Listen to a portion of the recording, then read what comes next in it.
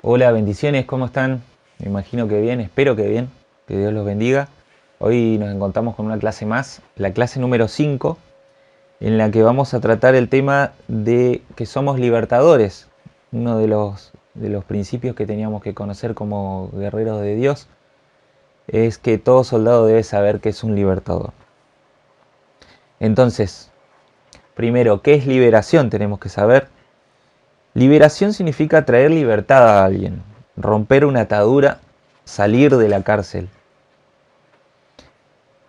Cuando vamos a la palabra, les voy a dar un ejemplo en Isaías 61, versículos de 1 al 4, nos dice la palabra: el Espíritu de Jehová, el Señor, está sobre mí, porque me ungió Jehová, me ha enviado a predicar buenas nuevas a los abatidos, a vendar a los quebrantados de corazón, publicar libertad a los cautivos y a los presos apertura de cárcel, a proclamar el año de la buena voluntad de Jehová y el día de la venganza del Dios nuestro, a consolar a todos los enlutados, a ordenar que los afligidos de Sión se les dé gloria en lugar de ceniza, óleo de gozo en lugar de luto, manto de alegría en lugar de espíritu angustiado. Y serán llamados árboles de justicia, plantío de Jehová para gloria suya. Reedificarán las ruinas antiguas y levantarán los asolamientos primeros y restaurarán las ciudades arruinadas, los escombros de muchas generaciones. Amén. Cuando Jesús vino a esta tierra, lo primero que hizo fue liberar a las almas cautivas de toda presión de las tinieblas y desatar sobre ellos el reino de su Padre. Esta liberación se convirtió en el pan de los hijos, ya que era lo que Jesús enseñaba y hacía. Lo vemos en Marcos 7, en los versículos 24 al 30, donde nos dice la palabra que levantándose de allí se fue a la región de Tiro y de Sidón, y entrando en una casa no quiso que nadie lo supiese, pero no pudo esconderse. Porque una mujer cuya hija tenía un espíritu inmundo, luego que oyó de él, vino y se postró a sus pies. La mujer era griega y sirofenicia de nación, y le rogaba que echase fuera de su hija al demonio. Pero Jesús le dijo: deja primero que se sacien los hijos, porque no está bien tomar el pan de los hijos y echarlo a los perrillos. Respondió ella y le dijo: sí, Señor, pero aún los perrillos debajo de la mesa comen de las migajas de los hijos. Entonces Jesús le dijo: por esta palabra ve, el demonio ha salido de tu hija. Y cuando llegó ella a su casa, halló que el demonio había salido y la hija acostada en la cama. Esta herencia fue dada a nosotros, a la iglesia del Señor, para poder manifestar el reino de Dios en la tierra, cuando Él ya no estuviera. La liberación no es un ministerio, eso tenemos que saberlo. El Señor solo estableció 5 departamentos ministeriales que, como bien sabemos, apóstoles, profetas, evangelistas, pastores y maestros.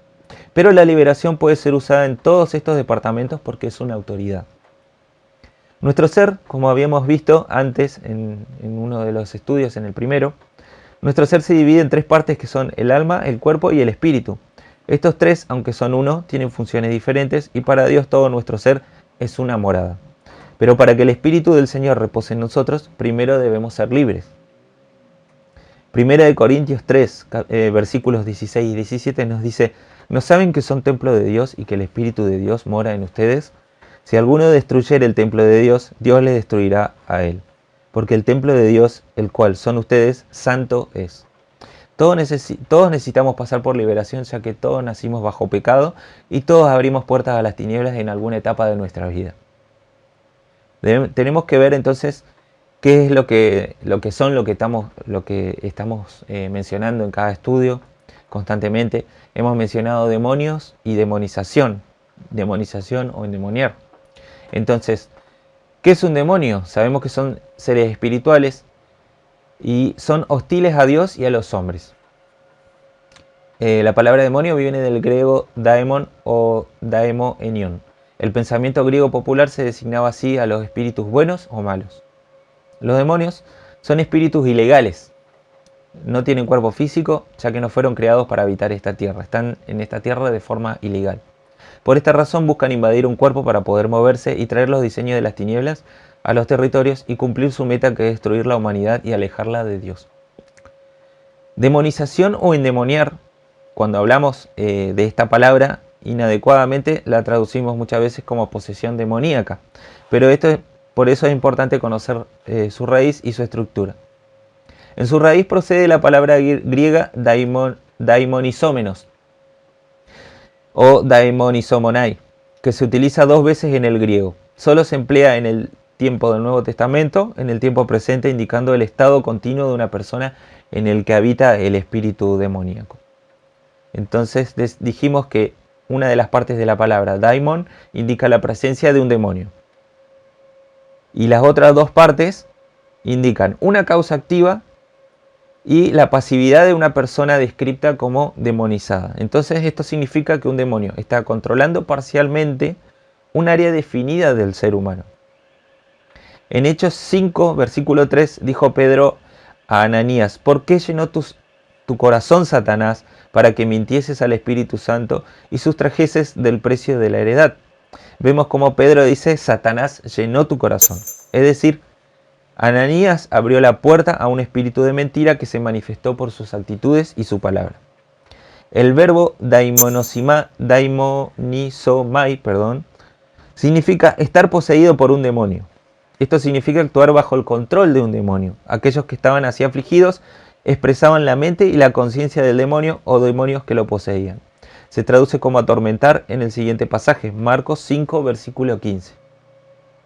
Este pasaje nos dice: vinieron a Jesús y al ver que había atormentado del demonio y que había tenido la legión sentado y vestido en su juicio cabal, tuvieron miedo. En este caso el demonio tiene control total de la persona y ella no tiene control de sí misma. Cuando hablamos de posesión, está relacionado con la palabra griega tema, que se refiere a ser dueño de, propiedad, heredad. Pero sabemos por la palabra que los demonios no tienen nada ni son dueños de nada. En el Nuevo Testamento se refieren a ellos como intrusos o invasores de un territorio que no les pertenece. El dueño de todo es Dios, porque es creador de todas las cosas. Entonces, en resumen podemos decir, la palabra demonización significa estar bajo influencia de un demonio por una causa activa, y la palabra posesión significa estar bajo control absoluto de un demonio. Todo demonio, por ende, tiene una naturaleza de acuerdo al área que tenga atada. Por ejemplo, el área de los sentimientos y emociones puede estar atada por espíritus de rechazo, de dolor y de rabia. Ahora bien, ¿cómo sabemos si una persona está necesitando liberación? Se puede determinar de la siguiente manera. Primero, por discernimiento de espíritu. Discernir se traduce de la palabra griega diacrisis, que quiere decir distinguir, discriminar claramente, discernimiento, juicio. También significa distinguir o conocer entre una cosa y otra por un acto especial de los sentidos, de la inteligencia. Adicionalmente, espíritu se traduce de neuma, que significa el espíritu que es invisible, inmaterial y poderoso. El Espíritu Santo nos regala este don para distinguir la procedencia de algo. Puede ser un espíritu, un ambiente espiritual o algo similar.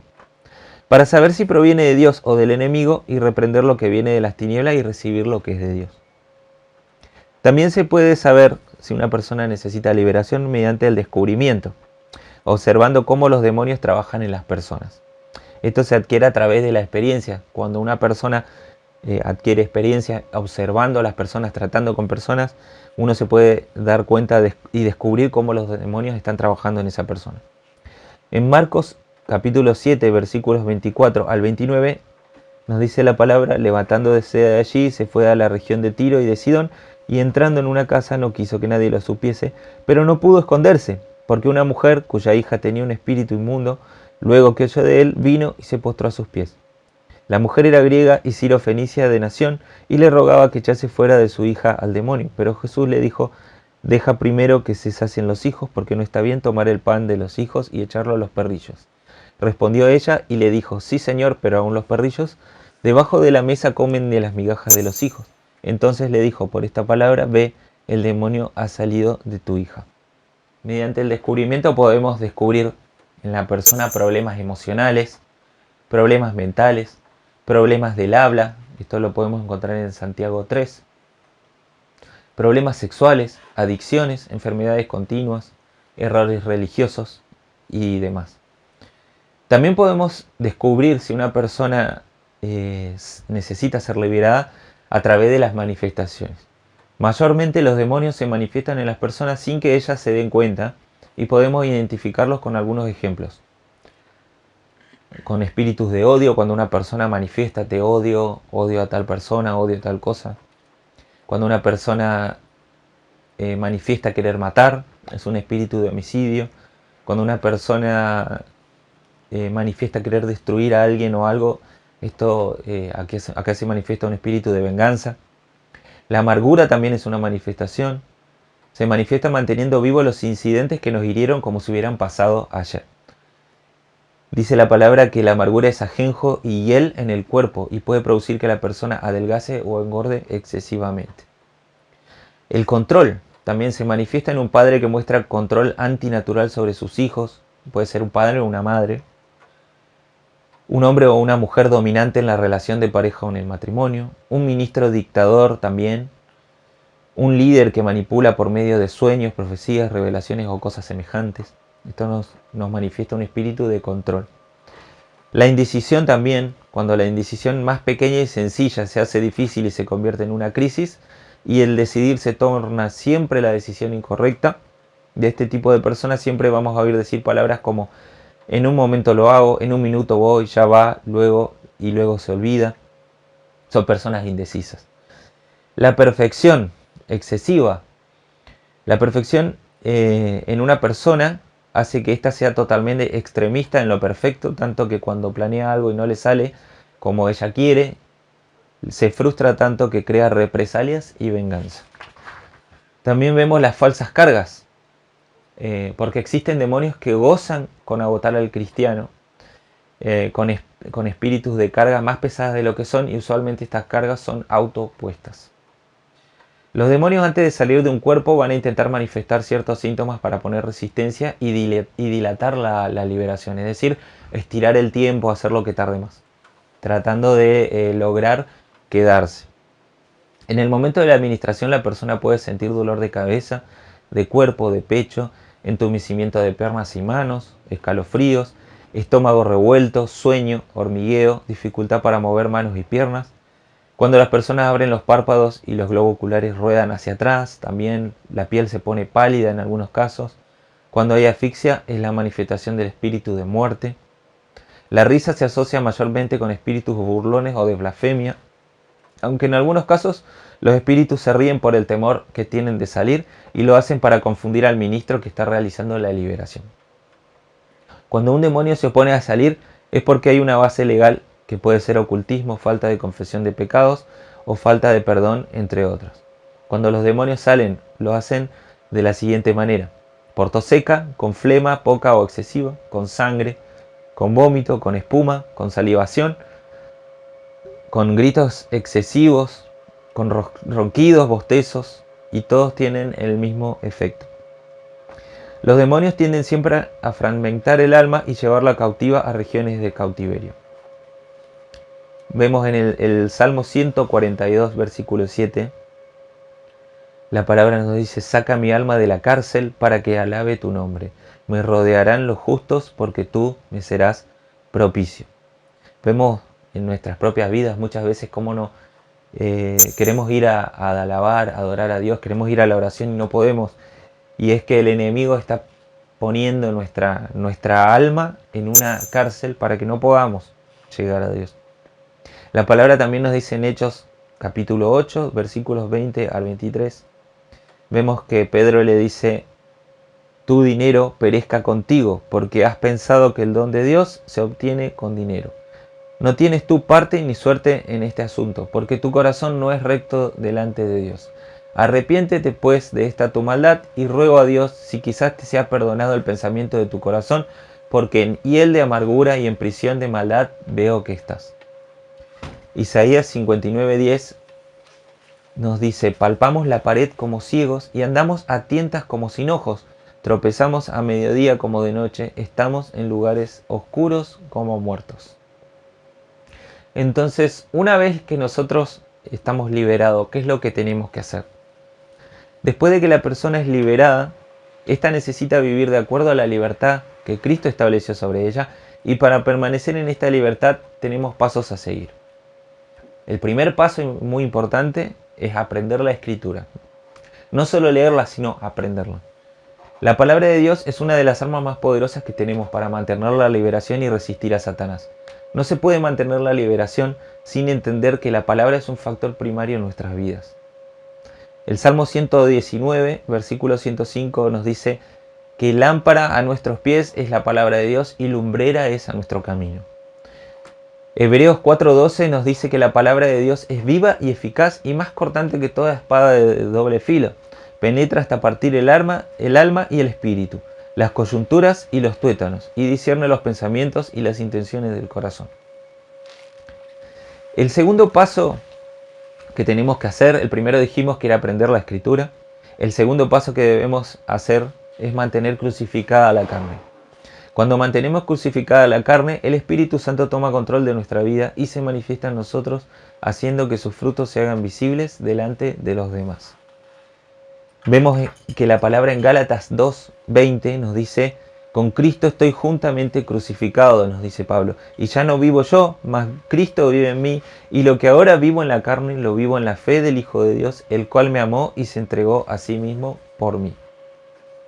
Y Gálatas 5, en los versículos del 19 al 24, nos dice: y manifiesta las obras de la carne son, y estas son adulterio, fornicación, inmundicia, lascivia, idolatrías, hechicerías, enemistades, pleitos, celos, iras y demás. Cosas que las cuales, si son practicadas, los que las practican, dice la palabra, que no heredarán el reino de los cielos. Mas el fruto del Espíritu es amor, gozo, paz, paciencia, benignidad, bondad, fe, mansedumbre, templanza. Contra tales cosas no hay ley. Pero los que son de Cristo han crucificado la carne con sus pasiones y deseos. Algo para destacar en esta palabra que es muy poderosa, nos habla del fruto del Espíritu. Muchas veces hemos creído que los frutos del Espíritu, los hemos mencionado como los frutos del Espíritu, y decimos que si tenemos amor, o si tenemos gozo, o si tenemos paz, o si tenemos paciencia, benignidad, bondad, fe o mansedumbre o templanza, o alguna de aquellas cosas, tenemos los frutos del Espíritu. Pero la palabra nos dice claramente que estos todos en conjunto son el fruto del Espíritu. Por lo tanto, si tenemos uno pero nos falta otro, no podemos decir que tenemos el fruto del Espíritu. Por lo tanto, es muy importante estar atentos en esto. No podemos ser mansos pero no tener paz. O no podemos tener una de esas características y la otra no, porque eso evidencia de que no tenemos el fruto del Espíritu verdaderamente. Tercer paso para mantener la liberación que hemos conseguido, gracias a Dios: mantener una vida de oración. Nuestra vida tiene que ser una vida de constante comunión con Dios, y mientras más tiempo oremos al Señor, Él se va a acercar a nosotros y vamos a tener una comunión más íntima y más hermosa con Él. Mateo 6:5 dice: cuando ores, no seas como los hipócritas, porque ellos aman el orar de pie en las sinagogas y en las esquinas de las calles para ser vistos de todos los hombres. De cierto os digo que ya tienen su recompensa. Lucas 22:40 nos dice: cuando llegó a aquel lugar les dijo: orad que no entréis en tentación. Hechos 10:2: piadoso y temeroso de Dios con toda su casa, y que hacía muchas limosnas al pueblo y oraba a Dios siempre. Efesios 6:18: orando en todo tiempo, con toda oración y súplica en el Espíritu, y velando en ello con toda perseverancia y súplica por todos los santos.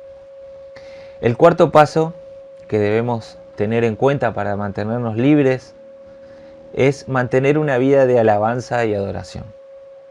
La alabanza y la adoración son piezas clave en nuestras vidas, donde Satanás y sus tropas se confunden y se destruyen entre sí. Cuando adoramos y alabamos al Señor, Él envía su poder sobre nosotros y su gloria se manifiesta en nuestras vidas. Gloria a Dios. Salmos 50:23 nos dice: el que sacrifica alabanza me honrará, y al que ordenare su camino le mostraré la salvación de Dios. Juan 4:24 nos dice: Dios es espíritu, y los que le adoran en espíritu y en verdad es necesario que adoren. Nehemías 9:6 nos dice la palabra: tú solo eres Jehová, tú hiciste los cielos y los cielos de los cielos con todo su ejército, la tierra y todo lo que está en ella, los mares y todo lo que hay en ellos, y tú vivificarás todas estas cosas, y los ejércitos de los cielos te adoran. Si los ejércitos de los cielos lo adoran, ¿cómo no lo vamos a adorar nosotros? Quinto paso para mantenernos libres y alejados de las tinieblas: no deje de congregarse. Esto es muy importante, es algo que muchas personas pasan por alto, muchos cristianos pasan por alto, y tenemos que recordar que somos un ejército y la congregación es el cuartel general donde Dios manifiesta sus diseños para ser entrenados y capacitados para la batalla. Cada reunión que nosotros nos perdemos, cada oportunidad de congregarnos y compartir con nuestros hermanos es un entrenamiento que nos estamos perdiendo, un arma que estamos perdiendo de recibir de parte de Dios. Hebreos 10:25 nos dice: no dejando de congregarnos como algunos tienen por costumbre, sino exhortándonos, y tanto más cuanto veis que aquel día se acerca.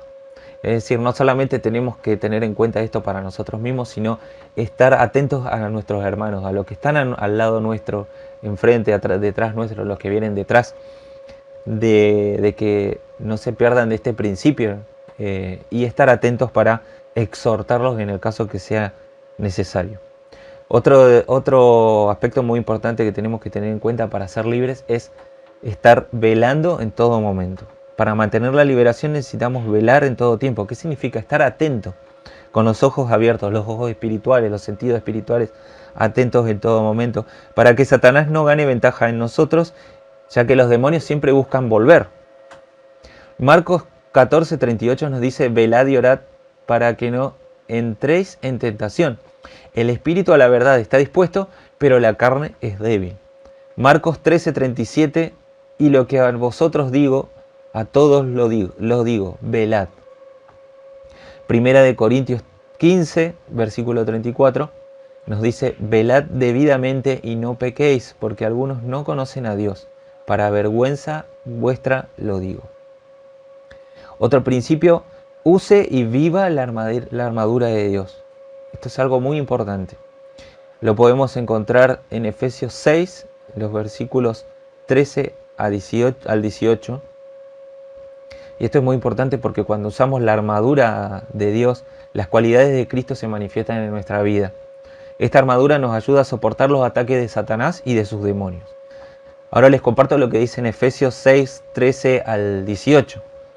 Por tanto, tomad toda la armadura de Dios para que podáis resistir en el día malo, y habiendo acabado todo, estad firmes. Estad pues firmes, ceñidos vuestros lomos con la verdad, vestidos con la coraza de justicia, calzados los pies con el apresto del evangelio de la paz.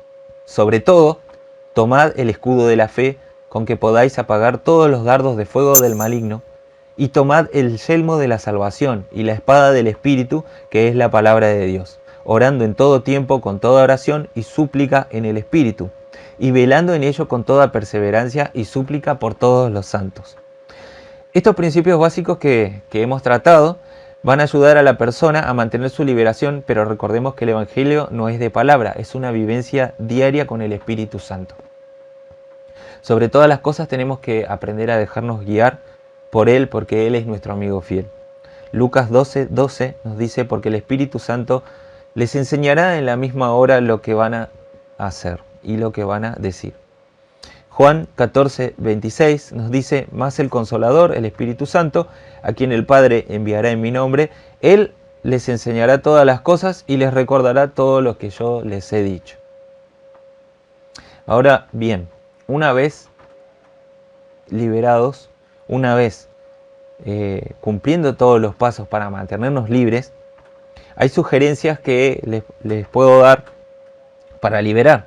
Recordemos que nuestra pelea no es contra las personas, sino contra las fuerzas de las tinieblas, y por esto es necesario que como ministros de liberación mantengamos nuestras vidas alineadas al Espíritu Santo para que Satanás no venga y no nos encuentre desprevenidos y con puertas abiertas. Lo que todo liberador debe saber antes, durante y después de una administración de liberación son lo siguiente. Debe conocer primero la palabra de Dios. Debe conocer sus armas de guerra. Debe conocer la autoridad que el Padre le ha dado. Debe ser santo, mantenerse en santidad. Debe vivir la palabra. Debe ser liberado o ministrarse autoliberación antes de ministrar liberación a otros. Debe conocer los nombres de los demonios.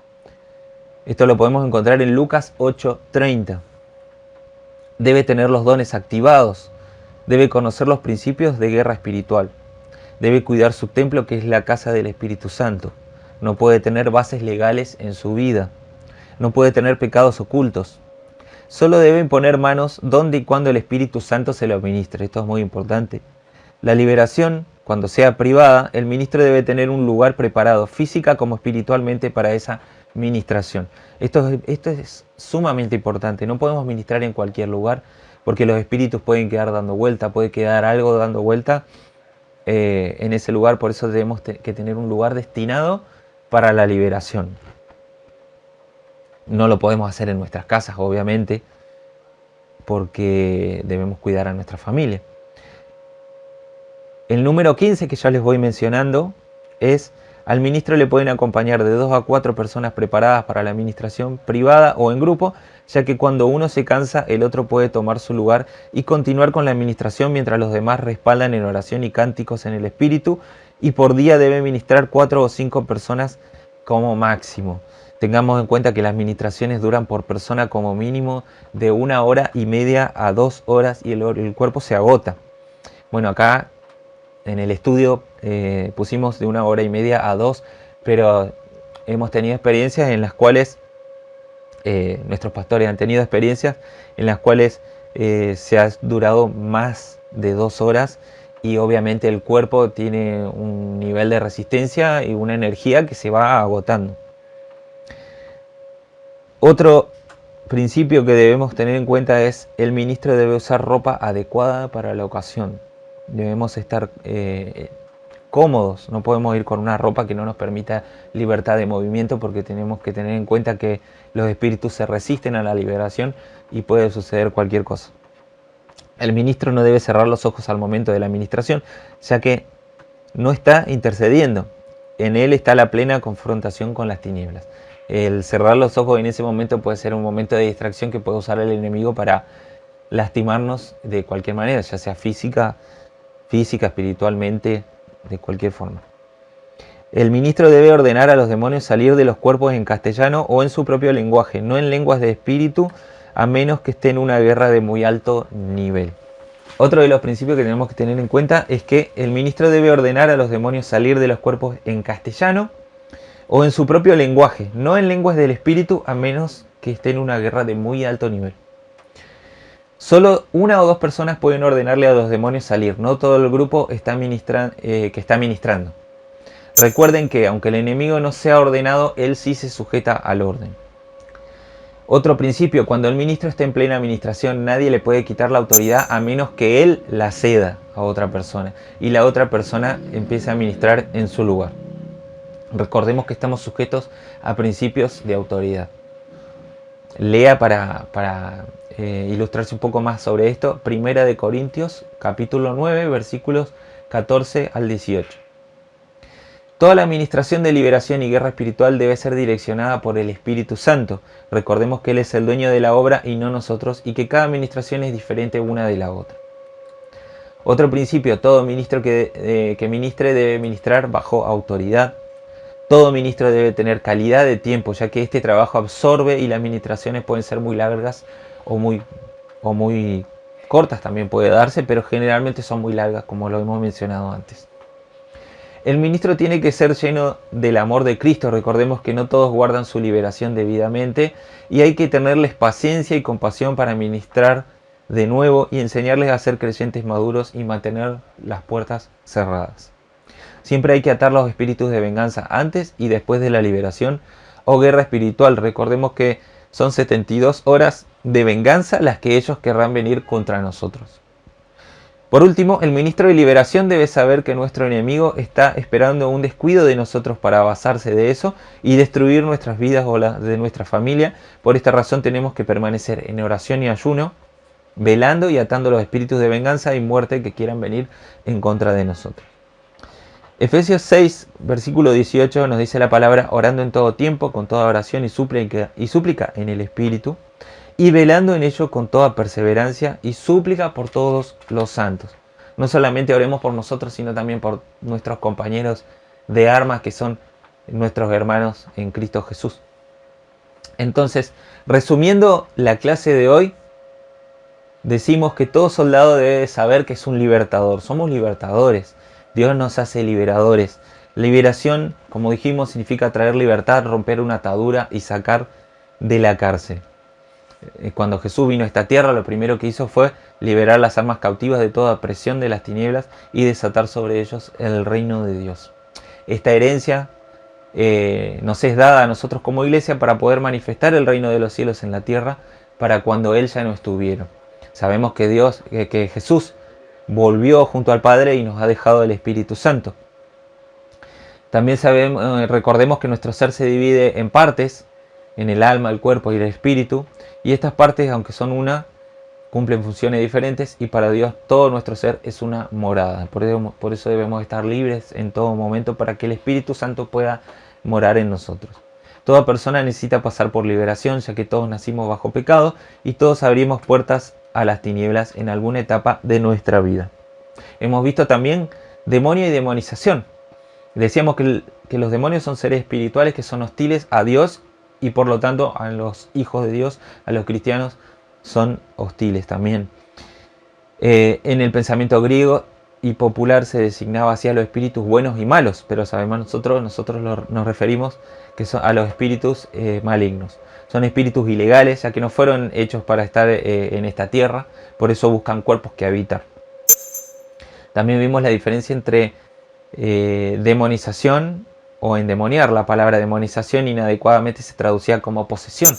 Demonización vemos que es el control parcial de una de las partes de la persona. Es una influencia que ejerce el espíritu o el demonio sobre la persona. Esto puede ser a través de pensamiento, a través de rechazo, de pensamiento, ya lo dije, de palabras, de cosas que una persona ve y inmediatamente ese espíritu utiliza eso para influenciar a esa persona para realizar una acción. Cuando decimos posesión, ahí sí nos referimos a que el espíritu ha poseído, ha tomado control completo del cuerpo y de la mente de la persona. Veíamos también en la palabra en Hechos 5:3 como Pedro le decía al mago: Satanás llenó tu corazón, ¿no? Cuando Simón el mago quería comprar el poder de Dios con dinero. Lo más importante que quiero destacar en esta clase y que usted recuerde, se guarde en su corazón, es después de la liberación. Nosotros necesitamos mantener esa libertad, no solo con la otra persona, sino que con nosotros mismos, porque también hemos visto que nosotros necesitamos constantemente ser liberados, porque en cada etapa de nuestra vida, sin querer, a veces sin darnos cuenta, le abrimos puertas al enemigo. Por esto, recordemos que para mantener esa liberación había pasos a seguir, y los cuales hemos mencionado eran aprender la escritura, mantener crucificada la carne, mantener una vida de oración, mantenga una vida de alabanza y adoración, no deje de congregarse, vele en todo tiempo, use y viva la armadura de Dios. Estos principios básicos van a ayudarlo a mantener su liberación, pero recordemos que el Evangelio no es de palabra, es una vivencia diaria con el Espíritu Santo. No se olvide de buscar diariamente en oración al Señor. Sobre todas las cosas tenemos que aprender a dejarnos guiar por Él, porque es nuestro amigo fiel. Con esto damos por terminada esta clase. Espero que haya sido de bendición, de edificación para su vida, y los espero en la clase siguiente. Que Dios le bendiga.